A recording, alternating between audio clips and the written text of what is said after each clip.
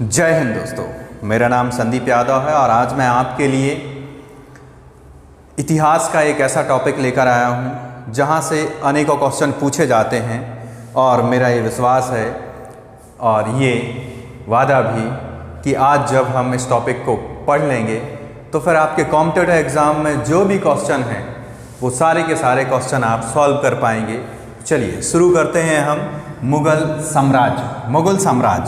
मुग़ल साम्राज्य की शुरुआत 1506 से 1707 तक। ये वो दौर है जब मुग़ल साम्राज्य अपने चरम उत्कर्ष पर था। 1707 के बाद भी हालांकि मुग़ल साम्राज्य भारत में रहा, लेकिन ये 1707 का जो टाइम है वह मुग़लों के पतन का टाइम है।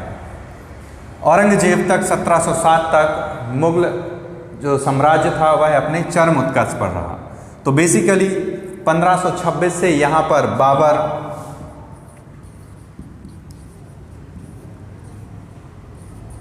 हुमायूं,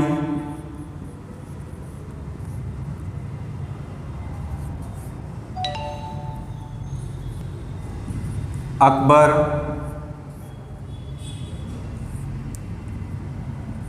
जहांगीर,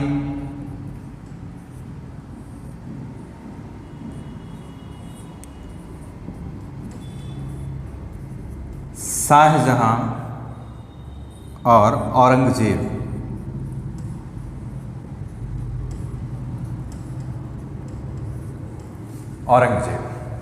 बाबर, हुमायूं, अकबर, शाहजहां, जहांगीर, शाहजहां और औरंगजेब।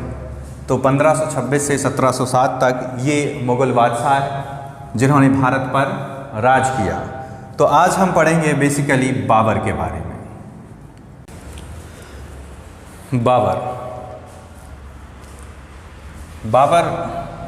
फरगना का शासक था। फरगना वर्तमान जो उज्बेकिस्तान है वहाँ पर एक छोटी सी रियासत, छोटे से प्लेस से बाबर था। बाबर फरगना की गद्दी पर बैठता है और पहला जो अटैक करता है वह काबुल और कांधार पे करता है। काबुल, कांधार पर फरगना से पहला अटैक काबुल कांधार पर होता है। भारत पर वह 5 बार आक्रमण करता है। भारत पर 5 बार आक्रमण करेगा।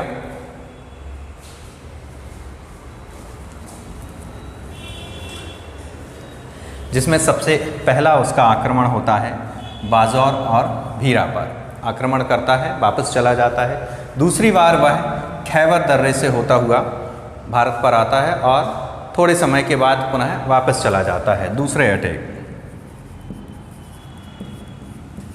खैबर दर्रा, खैबर पास से होता हो। खैबर दर्रा हिमालय का ही एक हिस्सा, हिंदुकुश पर्वत, जिस पर खैबर दर्रा स्थित है। एक क्वेश्चन भी पूछा गया है कि बाबर भारत किस दर्रे से होता हुआ आता है, तो बाबर भारत खैबर दर्रे से होता हुआ आता है। और इतिहास में ऑलमोस्ट जितने भी आक्रमण यहाँ से होंगे उनका रास्ता खैबर दर्रा ही होगा। तीसरा आक्रमण बाजौर और भीरा पर पहला अटैक किया था, वापस चला जाता है, पर बाजौर और भीरा वापस से पुनः अपने आप को स्टेबल कर लेते हैं, स्थापित कर लेते हैं। तो तीसरा अटैक फिर से उसका बाजौर और भेरा पर होता है। तीसरा आक्रमण बाजौर और भेरा पर। फोर्थ अटैक, चौथा आक्रमण।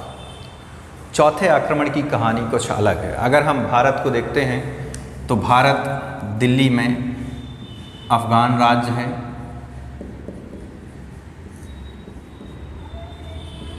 अफगान राजा हैं राणा सांगा। 5 बार जो आक्रमण करता है, सबसे पहला अटैक बाजौर भेरा पर होता है। वह काबुल कांधार में सबसे पहले बाजौर और भेरा पहुंचता है और इन पर अपना कब्जा स्थापित करता है और पुनः वापस लौट जाता है। आक्रमण, जब हम आक्रमण की बात करते हैं तो आक्रमणकारी का जो मुख्य उद्देश्य होता है वो लूटना होता है। तो वह आता है, लूटता है और वापस से चला जाता है। लेकिन जब शासन की मंशा से कोई आता है तो वह उस पर अधिकार करता है और वहाँ पर राज स्थापित करता है या अपने किसी प्रतिनिधि को वहाँ पर रखकर वापस जाता है। तो बेसिकली जब हम 5 आक्रमण की बात करेंगे तो अटैक थे, यानी बाबर आएगा और लूटकर वापस चला जाएगा। तो काबुल कांधार से पहला अटैक बाजौर भेरा पर, दूसरी बार वह खैबर दर्रा से होता हुआ आगे बढ़ता है लेकिन किन्हीं कारणों से वह वापस चला जाता है। तो दूसरी बार भी कुछ एरिया खैबर दर्रे के पास की वह लूटता है और वापस चला जाता है। उसके तीसरे आक्रमण की यदि हम बात करें तो तीसरा आक्रमण वह पुनः बाजौर और भेरा पर करता है और उसको पुनः लूटकर वापस चला जाता है। इन सारे आक्रमणों पर अगर हम भारत की स्थिति को देखें तो दिल्ली पर अफगान राज इब्राहिम लोधी,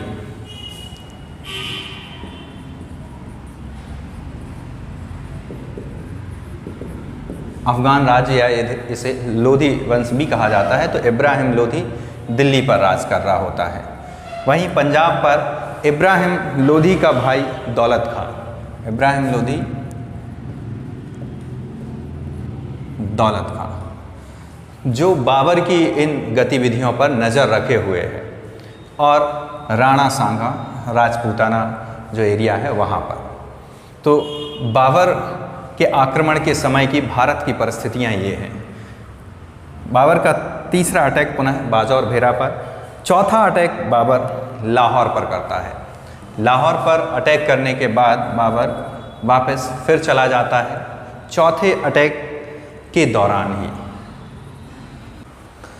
दौलत खां के 2 पुत्र दिलावर और आलम खां, जो कि दिलावर चाहता है कि वह दिल्ली पर राज करे, इसलिए वह बाबर को भारत पर अटैक के लिए बुलाता है, निमंत्रण इनविटेशन देता है कि बाबर आए और भारत पर आक्रमण करे ताकि अफगान राज यानी इब्राहिम लोधी को हराए और दिल्ली पर उसका रास्ता साफ हो। वहीं जब चौथा अटैक लाहौर पर हो जाता है तो लगभग पंजाब दौलत खां के हाथों से निकल जाता है और दौलत खां चूँकि पंजाब पर एक स्वतंत्र राज्य की स्थापना करना चाहता है तो वह वापस से फिर बाबर को बुलाएगा और बाबर को वापस बुलाने में राणा सांगा, क्योंकि राणा सांगा ये चाहते थे कि किसी भी तरह से अफगान राज्य का विनाश हो और दिल्ली की गद्दी पर राजपूतों का अधिकार हो जाए, यानी राणा सांगा स्वयं दिल्ली की गद्दी पर बैठना चाहते थे। बाबर वापस आता है अपने 5वें आक्रमण में, तो वह पंजाब पर आक्रमण करता है और दौलत खां लोधी के राज्य का विनाश कर देता है। जिन्होंने बुलाया था उन्हीं के राज्य का विनाश। ठीक ऐसा ही राणा सांगा के साथ भी होगा। तो हम अगले जो वीडियो हैं यानी बाबर का पार्ट 2 जो प्रमुख उसके युद्ध हैं वह अगले वीडियो में कवर करेंगे। यहाँ पर बाबर के बारे में अगर आपको और जानकारी चाहिए या और कोई जानकारी तो वो अगले वीडियो में हम इसको क्लियर करेंगे। फरगना में यहाँ अगर हम बाबर के वंशज की या बाबर के डीप में थोड़ा सा जाएं तो बाबर मंगोल शासकों के वंशज का था। वह अपने माता और पिता दोनों की ओर से मंगोल शासकों का वंशज था। बाबर ने भारत पर 5 आक्रमण किए, जैसा कि हमने अभी देखा कि 5 आक्रमण उसने जो किए। सबसे पहला जो आक्रमण उसका बाजौर भीरा पर था, जिसमें यूसुफ जई जाति के विरुद्ध उसका ये पहला आक्रमण था और संभवतः ऐसा माना जाता है कि इसी आक्रमण में पहली बार जो है बारूद बंदूकों आदि का उपयोग हुआ था। बाबर की इन 5 आक्रमणों के बाद जो 5वां आक्रमण पंजाब पर होता है, इसके बाद बाबर के जो युद्ध भारत में हुए अब हम उनको देखेंगे। तो बाबर ने 4 युद्ध यहाँ पर लड़े। सबसे पहला जो युद्ध है वह पानीपत का प्रथम युद्ध जो कि 1526 में लड़ा गया। पानीपत का प्रथम युद्ध बाबर और भारत के दिल्ली में राज करने वाला लोधी वंश का राजा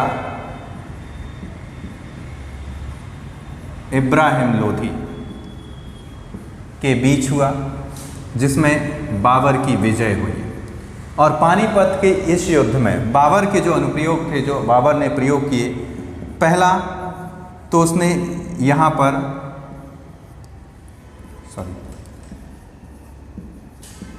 तुलगमा युद्ध नीति,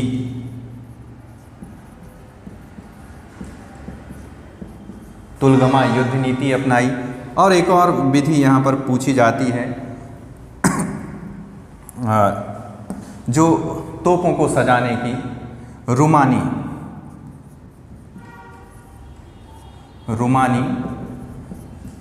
तोप विधि बाबर ने इस युद्ध में प्रयोग किया। हालांकि इस युद्ध में आने के पहले राणा सांगा बाबर के साथ लड़ने का वादा करते हैं, परंतु बाद में वह मुकर जाते हैं। और यही कारण होगा कि पानीपत के युद्ध के बाद जो युद्ध होगा वो राणा सांगा के साथ बाबर युद्ध करेगा। और जैसा हमने पहले ही देखा था कि बाबर को यहाँ पर बुलाया गया था राणा सांगा द्वारा खुद, तो आगे हम देखेंगे। तो ये दो, यहाँ इस युद्ध की एक और ख़ास बात है कि बाबर के साथ हुमायूं भी इस युद्ध में था। और इस युद्ध की जीत के बाद जो धन मिला, वो धन बाबर की सेना, हुमायूं और सभी ने आपस में बांट लिया। और इस धन के बाद बाबर ने वापस काबुल पहुंचकर ये कहा, इस युद्ध के बाद बाबर ने वापस काबुल पहुंचकर ये कहा कि अब काबुल की गरीबी हमारे लिए नहीं, क्योंकि इस युद्ध में जो भी धन उसने प्राप्त किया था वो सारा का सारा धन उसने काबुल में जाकर लोगों में बांट दिया। और यहीं से इसे कलंदर कहा गया, कलंदर। और इसी धन के डिस्ट्रीब्यूशन में हुमायूं को जो है कोहिनूर हीरा मिल जाता है, जो धन यहाँ पर सेना और आपस में बांटते हैं। अगला है खानवा का युद्ध।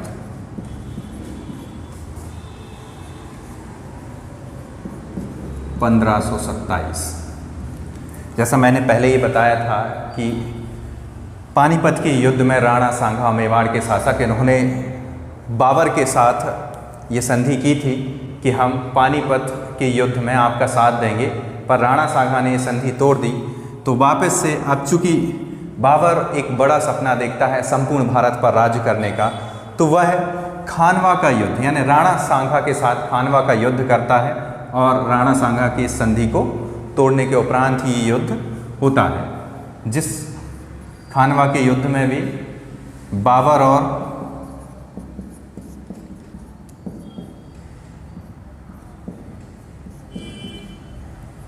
राणा सांगा, जिसमें बाबर की विजय होती है। और इस तरीके से राणा सांगा का जो सपना है वो टूट जाता है दिल्ली पर राज करने का।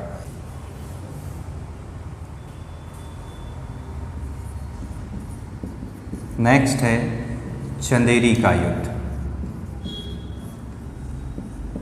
चंदेरी का युद्ध 1528। चंदेरी का युद्ध बाबर और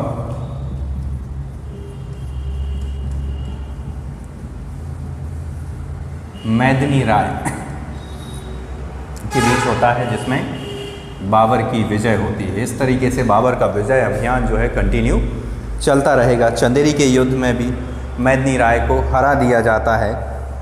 और चंदेरी का जो युद्ध है, चंदेरी के युद्ध में बाबर द्वारा जिहाद का नारा दिया जाता है।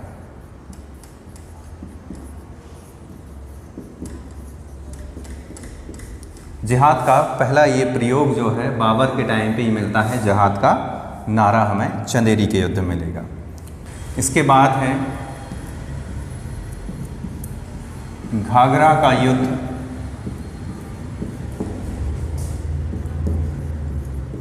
1529। घाघरा का युद्ध बाबर प्लस बंगाल एवं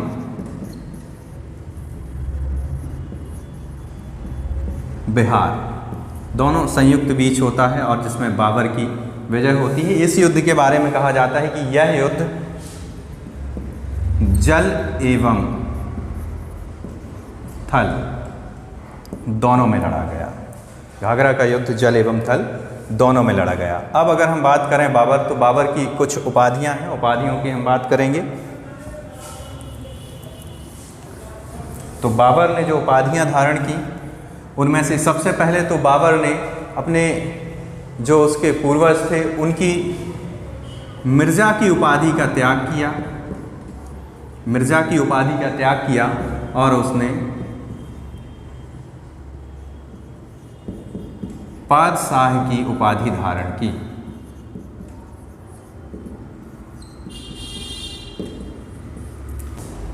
खानवा युद्ध में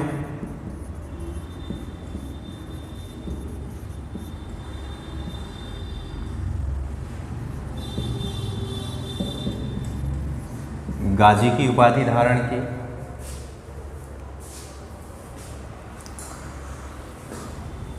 फिर अगर हम बात करें तो यहाँ पर बाबर ने अपनी आत्मकथा तुझके बाबरी, जो कि तुर्की में लिखी थी। Thank you.